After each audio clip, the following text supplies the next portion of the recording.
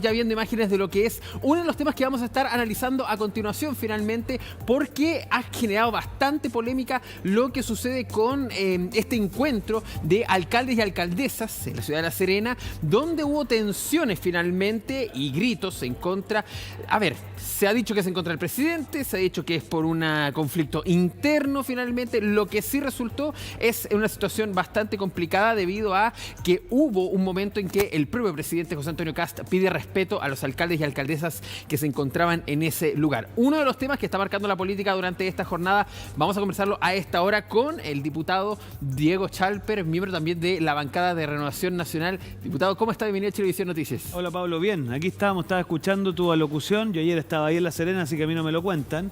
La verdad es que dos alcaldes levantan la voz. Y el presidente, yo creo que con mucha calma, con mucha estampa, les hace ver que pueden haber diferencias, pero que no hay para qué faltarse el respeto. Y después tuvimos un diálogo bastante intenso respecto a contribuciones, de rentas municipales, de la implementación de la ley de seguridad municipal. Yo personalmente le planteé a los alcaldes la necesidad de emular lo que se hace en Francia, lo que se hace en Alemania, que es tener una mesa de trabajo permanente entre el Parlamento y los municipios. Y por lo tanto, espacio para trabajar hay mucho, y que he comprometido de presentar ese proyecto de ley y otros más en favor del municipalismo. Ahora, usted finalmente ya, por lo que dice, se muestra no muy a favor de la forma y del fondo finalmente, de que no ha quedado claro, incluso con un video bastante cuestionado del Ministerio de Hacienda. Nosotros le hicimos ver al municipalismo y a los alcaldes la postura de Renovación Nacional. ¿Que cuál es? Le hemos presentado al presidente José Antonio Kast un planteamiento de cara al segundo trámite de las contribuciones, donde le hicimos ver tres cosas. La primera es que tenemos que meter a la ecuación los ingresos. Nos parece que aquellas personas de altos ingresos tienen que estar en posición de pagar, y aquellas personas independientes, si son adultos mayores o no, debiésemos poner un tope, que nunca las contribuciones representen más del 1% del ingreso anual. La contribución tiene que ser una, como dice su nombre, una contribución y no una verdadera angustia de muchas personas. Segundo, nos parece que hay que resguardar la autonomía de los alcaldes, y por eso nos parece que la compensación que se haga, que se tiene que asegurar, no puede impactar en la autonomía, en el sentido de que tengan que ir al Congreso a pedirle la plata a los parlamentarios, porque eso les va a quitar autonomía. Y lo otro, una reingeniería al Fondo Común Municipal, y además una reingeniería al avalúo fiscal, que, para serles sincero, es un verdadero escándalo. Ahora, ¿se han tomado esas medidas, por ejemplo? ¿Se equivocó el ministro Quirós al apuntar a las 12 comunas más ricas finalmente? Hoy día ya la alcaldesa de Las Condes le dice que hay que empezar a moderar el lenguaje. El alcalde de Lo Barnechea lo invita incluso a recorrer la comuna y advierte de cada 2 pesos que se invierten en la comuna, 1 que ellos ponen al Fondo Común Municipal. Mire, vamos al fondo. Nosotros nos vamos a encargar como bancada oficialista que se le asegure el Fondo Común Municipal a los municipios. Y de la misma manera que en el CENSE nos criticaron un poco porque nosotros estuvimos dispuestos incluso a votar en contra, dígame usted, no teníamos razón de que había que hacer una reingeniería al CENSE y proteger adecuadamente la capacitación de los trabajadores. Entonces, al menos en lo que respecta a Renovación Nacional, vamos a velar porque el Fondo Común Municipal y los aportes a las municipalidades estén asegurados. Y respecto a los dichos del ministro Quirós, quiero ser súper claro. No existen comunas más comprometidas que las que yo he conocido y que él ha mencionado. Esos alcaldes son alcaldes que se desloman por sus vecinos, y por lo tanto todo tipo de calificación de ese tipo yo creo que hay que sacarla del lenguaje. Ahora, usted dice, como bancada van a defender finalmente que existan esos montos. El gobierno ya los había prometido también, ha dicho, nosotros no vamos a sacarlos de las contribuciones, sino que vamos a trabajar para que estos fondos estén disponibles. Pero un tema bien importante, eso también iría en contra de lo que es la discusión del presupuesto, de que tiene que existir un mayor gasto. ¿Van a ir ustedes a defender esa propuesta de mantener esos dineros, a pesar de que el gobierno tal vez les diga no hay dinero finalmente del erario fiscal para gastarlo en eso? Mire, le hemos planteado al gobierno 2 mecanismos de financiamiento que podríamos implementar hoy día, si usted quiere. La comisión asesora en materia de ajuste al gasto que convocó el ministro Marcel, si mal no recuerdo, en su punto 21, dijo que si terminábamos con la sobredotación y duplicidad de cargos respecto de la implementación de los servicios locales de educación, nos podíamos asegurar una enorme cantidad de plata que, créame, compensa adecuadamente el Fondo Común Municipal. Y la segunda, y aunque no le va a gustar a alguno de los que veo por aquí, impuesto a los vapers, pues. Digámoslo muy firmemente, hoy día existe un impuesto respecto a los cigarrillos tradicionales, perfectamente también se le puede aplicar un impuesto a los vapers, como existe la verdad en la gran mayoría de los países donde se han implementado. Entonces, yo lo que aliento al gobierno es que una cosa que es justa, y que la misma asociación lo ha dicho, que los adultos mayores de escasos recursos no paguen contribuciones de manera absolutamente abusiva, no la terminen pagando los municipios de Chile. Ahora, insisto finalmente en ese punto, si el gobierno le dice no tenemos dinero o tenemos menos del dinero de asegurar finalmente, si eran, por poner una cifra, 8.000 millones de pesos, no se reúnen esos 8.000, se reúnen 3.000. ¿Qué dice finalmente? No, nosotros en esto que hemos sido muy claros, lo hemos hablado con el gobierno y los fondos para asegurar el Fondo Común Municipal van a estar. Es una cantidad de plata considerable, pero creemos que es parte de los esfuerzos que tiene que hacer el país. Ahora, hoy día ya existe el tema de las contribuciones, una exención para mayores de edad. ¿Por qué no se ha dicho mucho? Porque puede ser del 50, incluso del 100%. ¿Sabe que muy buena su pregunta? Porque yo fui a ver a 2 directores del Servicio de Impuesto Interno del gobierno anterior. Le demostré que el problema de esa exención es que lamentablemente está amarrada al costo de la vivienda. Perfecto. Y sucede una cosa curiosa, pues, que es que el mismo que está llamado a recaudar, que es el Servicio de Impuesto Interno, es el que fija el monto del avalúo. Entonces, el incentivo es, lo digo sin ánimo de atribuir ningún tipo de intencionalidad, es subir los costos de los avalúos para dejar fuera a las personas de la exención. Entonces, tenemos que ordenarlo y lo que le hemos pedido al gobierno es que parte de la reingeniería consista en transparentar y, la verdad, que terminar con el abuso en la manera en cómo se calculan los avalúos fiscales. Vamos a cambiar de tema. Pasemos al secreto bancario, que ha sido otro de los temas polémicos durante los últimos días, luego de la detención de este ejecutivo finalmente de un banco que estaba relacionado con el Tren de Aragua, que lavaba el dinero finalmente. Se ha hablado de montos enormes, impresionantes, tal vez el mayor lavado de dinero que ha existido para una banda criminal en nuestro país. ¿Cuál es su postura ante el proyecto que hoy día está en el Congreso y también la postura que tiene ante lo que ha dicho el gobierno? Que van a proponer también un cambio, pero que pase por justicia sí o sí. Mire, nuestra posición es que aquí lo que está en juego en el secreto bancario no es muy distinto a lo que está dispuesto en su celular cuando le interceptan las comunicaciones o lo que está en cuando usted le hacen un allanamiento en su casa. O sea, el principio que está en juego es el derecho a la privacidad, que es una cuestión muy profunda en la democracia. Usted, para sobreponerse al derecho a la privacidad, tiene que haber alguna instancia que juzgue si lo que se quiere hacer es pertinente o no.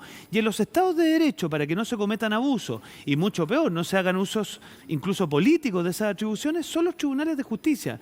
Yo lo que desafío a los que hacen tanta gárgara con esto es que nos digan cuándo la Fiscalía ha pedido el levantamiento del secreto bancario y no se lo han concedido.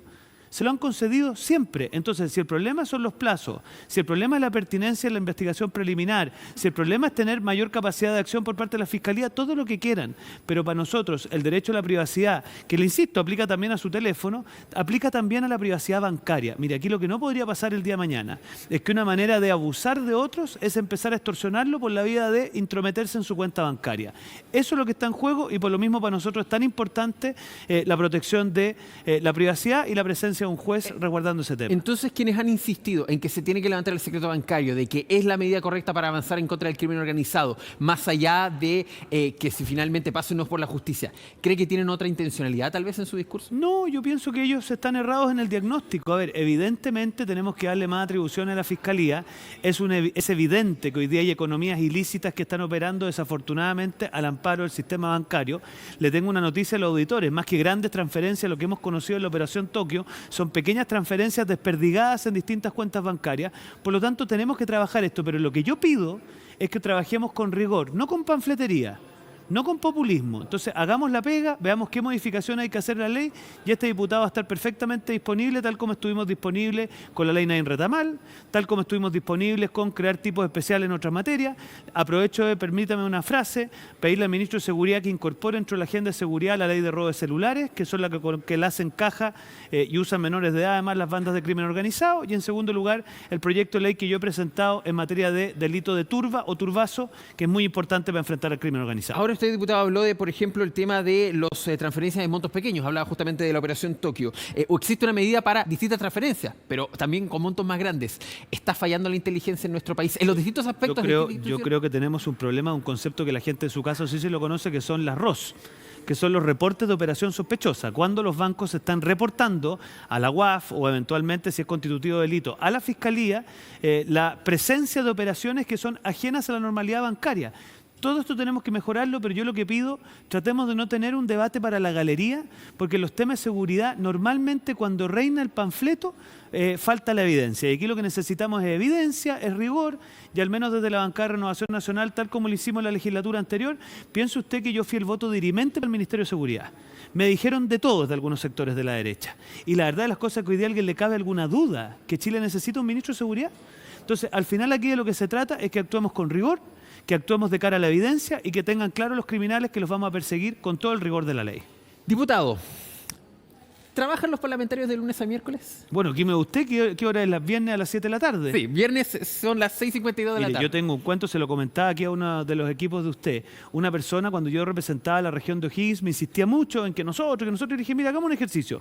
Súbase usted a mi auto en un día distrital cuando estemos en territorio, en terreno.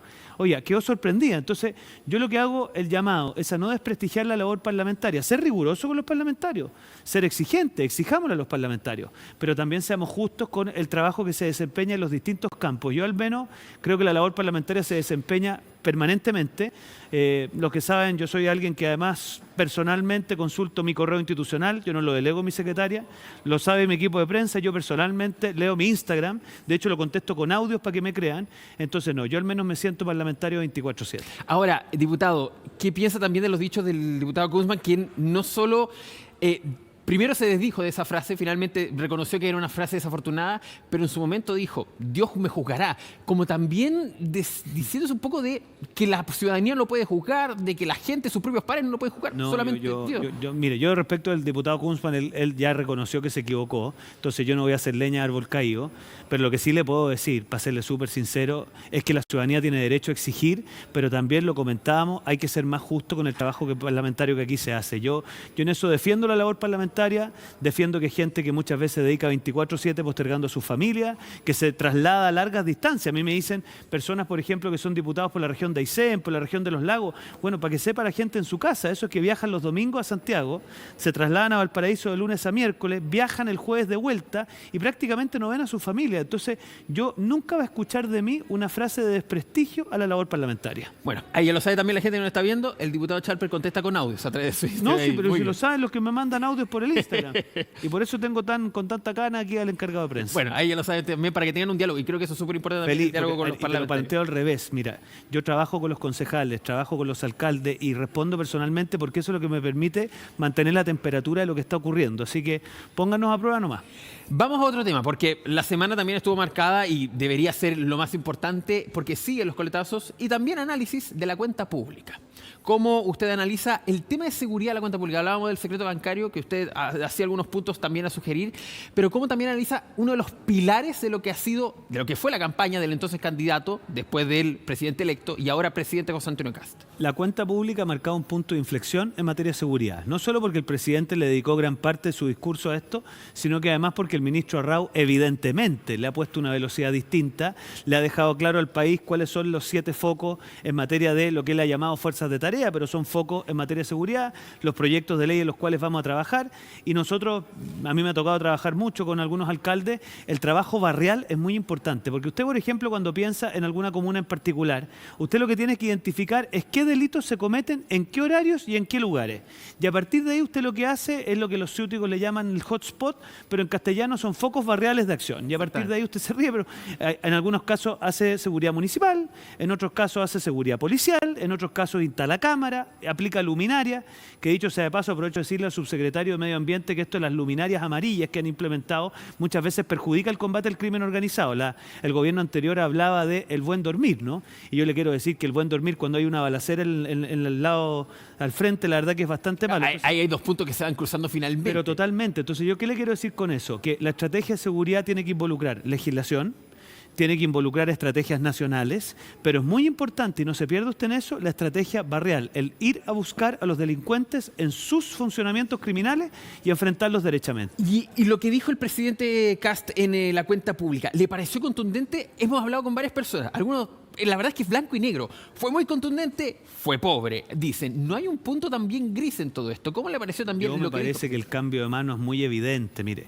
En el gobierno anterior, la primera cuenta pública, el presidente de la época hablaba de retirar querellas para ciertas personas que habían cometido delitos contra la seguridad interior del Estado. Hablaba de avanzar en mayor condescendencia con ciertos sectores que habían producido desmanes en el orden público. ¿Qué tiene que ver eso con un presidente que habla de fortalecer la presencia carcelaria, de fortalecer el control migratorio, de fortalecer la presencia barrial? O sea, yo creo que el presidente Kast marcó un punto de inflexión muy claro en cómo se viene la mano. Y yo lo reduzco en una frase. En Chile, el que la hace, la paga. Ese es el mensaje que ha querido dar el gobierno del presidente Kast. En Chile, el que la hace la paga a nivel delictual y también, para que usted sepa, la va a empezar a pagar a nivel de las incivilidades.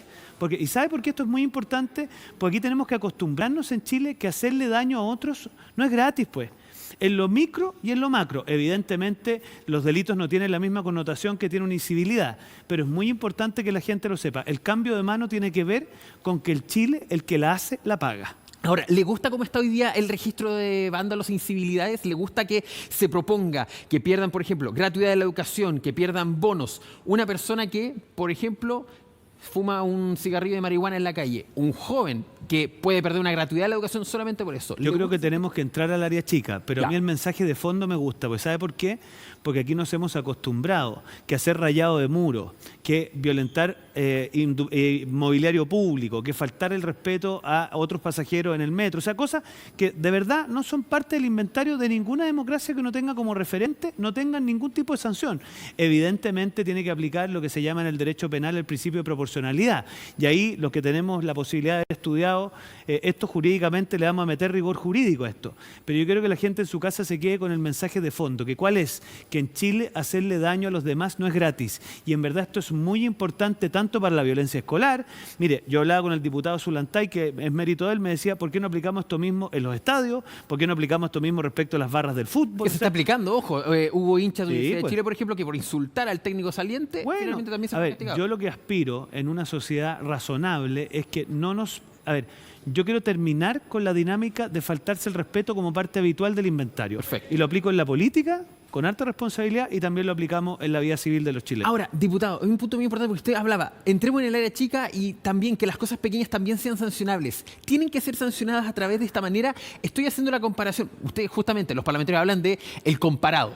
El comparado con Inglaterra, el comparado con Estados Sí. Unidos, con otras naciones, donde existe lo que se llama el asalto, que es el insulto o el empujón. El toque de hombro ya puede ser considerado un asalto porque hubo una afrenta. Sí. ¿Por qué no se puede legislar desde ese punto y tiene que ser a través de un registro donde todavía no sabemos, por ejemplo, cuántos beneficios, porque no derechos, beneficios van a perder, donde, por ejemplo, no se han incluido delitos económicos? El propio gobierno ha hablado de no hablar de que no se van a incluir incluso violaciones a los derechos humanos. Entonces, parece ser Sí, que es muy sí. duro y con algunos delitos muy grandes, nada de nada. No, yo al menos en esto no me pierdo un minuto. Usted tiene que distinguir tres situaciones que son distintas. Los delitos son delitos, lo tiene que perseguir la Fiscalía y ahí hay que aplicar el Código Penal. Perfecto. Las faltas, que son, Sí. aunque le cueste creerlo a la gente, delitos de menor cuantía, pero son delitos, también. Lo que pasa es que ahí las sanciones son multas, Exactamente. son penas alternativas, qué sé yo. Y las incivilidades son más bien un umbral de menor cuantía, que probablemente también van a tener que tener sanciones reparatorias. Yo, por ejemplo, lo conversábamos con algunos, quizás si alguien hace un rayado de un muro, más que pensar en quitarle algún beneficio, la sanción es mucho más simple, que pinte el muro. ¿Te fijas? Entonces, nosotros vamos a tener que ser capaces de crear un estatuto específico respecto a aquellas cosas que sin ser constitutivas de delito, o quizás tener una cuantía menor, no pueden pasar con impunidad, porque yo se lo planteo a usted al revés. Los países que usted tiene como referente no dan impunidad en ciertas conductas. Pero lo ven desde otro punto también. Claro, entonces la pregunta es, ¿cuánto usted le aplica, por decirlo así, la categoría de delito y cuándo usted lo categoriza con una cuantía menor? Es el área chica que tenemos que trabajar. Yo al menos espero aportar mi experiencia jurídica para que eso se haga bien. Ya que usted lo nombraba, quienes han tenido la posibilidad de estudiar el derecho finalmente, y hoy día estamos en una justicia garantista, ¿cómo va a operar el registro con situaciones que todavía no han sido comprobadas? Por ejemplo, que una persona tal vez por un rayado puede esperar incluso un año, que la fiscalía lo vaya aplazando, o el juzgado de policía local finalmente, porque aquí hay una combinación también de qué aparato va a aplicárselo, si lo va a aplicar el municipio o lo va a aplicar la justicia ya más nacional, por así decirlo, a pesar de que sea más local. Bueno, eso es lo que vamos a tener que revisar, pero que le quede claro a las Pero personas. ¿han tenido esa conversación, por ejemplo, con el gobierno? Pero a ver, lo que pasa es que cuando usted piensa en un proyecto de ley, usted sienta lo que se llama una idea de legislar. Y a partir de esa idea de legislar, usted entra al área chica. ¿Cuál es la área chica? Perdóneme la lata. Sí. Siempre en temas como esto. ¿Cuál es el tipo? O sea, ¿cuál es la conducta que usted estima sancionable? ¿Cuál es la pena? Es decir, ¿cuál es la sanción que usted le va a atribuir? En algunos casos sanciones penales, en otros casos probablemente sanciones menores. Dentro de ellas puede estar precisamente la pérdida de algún beneficio. Y en tercer lugar, ¿quién es el tribunal competente para conocer del asunto? Entonces, toda esta es la conversa que tenemos que tener ahora. Pero yo vuelvo más atrás. Yo creo que si usted le pregunta a la gente en su casa si quiere recuperar la convivencia cívica razonable, la respuesta va a ser sí. En nuestro país hicimos normal el autoconvocarse a protestarse. Yo no conozco ningún país razonable en el mundo que usted no tenga que pedir permiso para poder hacer una marcha y entorpecerle la vida a usted y a usted. Y por lo tanto, ese son el tipo de cosas que tenemos que recuperar en Chile. Que sea posible expresar los derechos individuales, yo en eso soy una persona defensora, pero entender que vivimos en comunidad y no que vivimos en la isla individualista que a algunos les gustaría vivir. Le voy a insistir la pregunta, pero para que también le explicara un poco. ¿No han conversado conversado eso con el gobierno pensando en que el proyecto llega más o menos pulido? Sabemos que en el Congreso entra la discusión ya con todas las bancadas, incluso con los independientes, pero llegar más o menos para que el proyecto no cambie tanto finalmente, porque podría cambiar muchísimo, significa que un proyecto o no se discutió.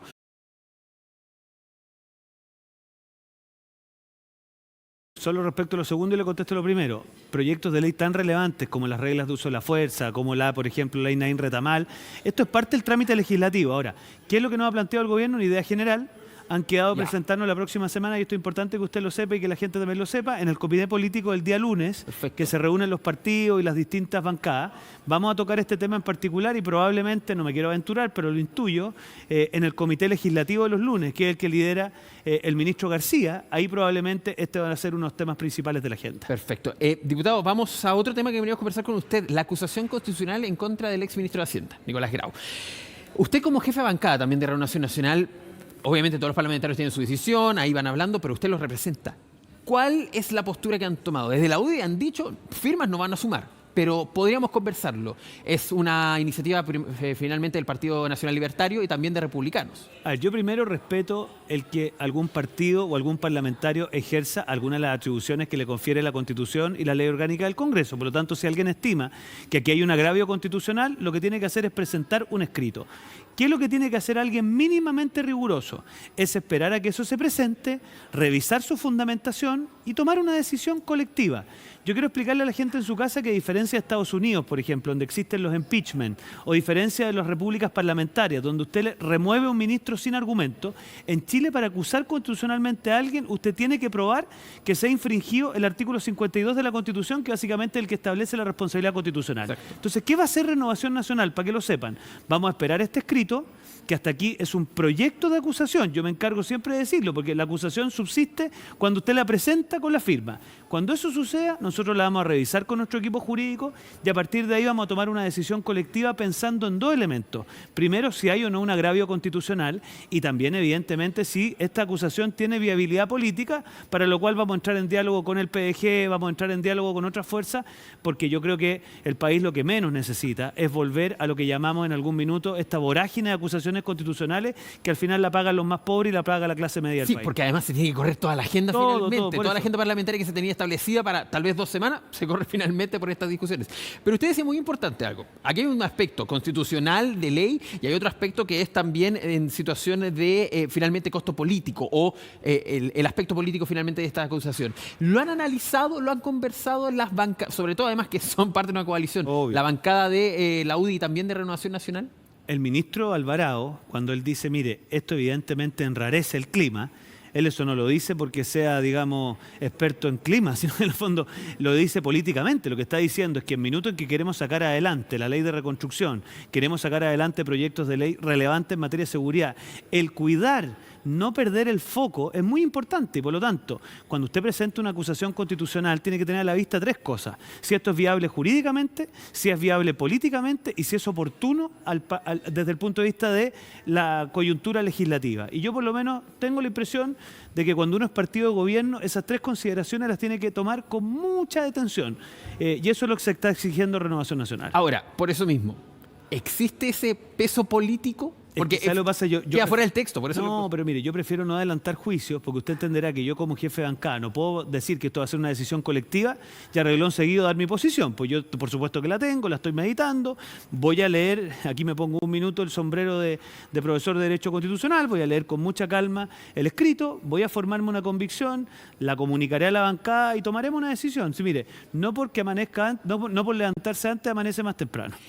Y el enradecido clima político, finalmente, que nombró el ministro Alvarado, lo comparte con también miembros de la oposición, por ejemplo, dentro de estas conversaciones, de que cualquier acercamiento, sobre todo con el avance de la reforma, de la mega reforma, ¿se puede también congelar producto de todo esto? Bueno, yo en la política, lamentablemente, los focos se empiezan a consolidar. A ver, yo lo que creo es que el foco principal en lo que tenemos que estar todos son 2 cosas: combatir al crimen organizado y reactivar la economía. Cualquier cosa que nos distraiga de eso es no entender lo que está en juego hoy día en Chile. no quiero agregar el combate a las listas de espera, no quiero agregar el combate al ausentismo escolar, o sea, pero si usted me dice a mí, si nosotros no paramos al crimen organizado y no reactivamos la economía, yo hay algunos de la izquierda que los escucho hablar de los derechos sociales para la gente en su casa son prestaciones que requieren gasto fiscal, para lo cual se requiere recaudación fiscal. Y la recaudación fiscal solo se logra con crecimiento económico. Y por lo tanto, nuestra mirada es que no nos desviemos de los dos focos. Combate al crimen organizado, reactivación económica. Ahí tiene que estar el trabajo legislativo del gobierno. Ya que lo nombró, y eso es súper importante, uno de los focos, reactivación económica, ¿va en la vía correcta el actual gobierno? Yo creo que de todas maneras, mire, si esto es una cuestión casi lo que somos quizás herederos... A pesar de las reducciones, sí, también han sido también pero si mira, Pablo, pasa lo siguiente. Usted lleva años con una misma receta. La receta, mira, mientras el mundo bajaba los impuestos, nosotros subíamos los impuestos. Mientras el mundo flexibilizaba su permiso, nosotros rigidizábamos nuestros permisos. Entonces, esa receta tiene resultado conocido. Crecimiento de un 2%, déficit fiscal de un 3,7%, endeudamiento casi en un 45%. ¿Qué es lo que ha dicho el gobierno del presidente Kast que yo respaldo? Cambiemos la receta. Y que dicho sea de paso, hablemos a la gente porque de una vez con la verdad, el gobierno del presidente Boric también planteó la rebaja del impuesto corporativo y nadie se escandalizó tanto. Sí, es verdad. Entonces, yo lo que aliento a todos, esta receta nos lleva por mal camino, acá tenemos que cambiar el rumbo, veamos los detalles, como digo yo, veamos las dosis del remedio, pero yo tengo claro que este remedio no está resolviendo la enfermedad, por lo tanto tenemos que cambiar de remedio. Perfecto. Bueno, ahí está parte también de ese análisis que teníamos también que en Chilevisión Noticias acerca del tema económico. Diputado Diego Chalper, jefe de la bancada de Renovación Nacional, le queremos agradecer por el contacto aquí en Chilevisión. Gracias a ustedes, que les vaya muy bien. Muy bien, cuídese. A usted.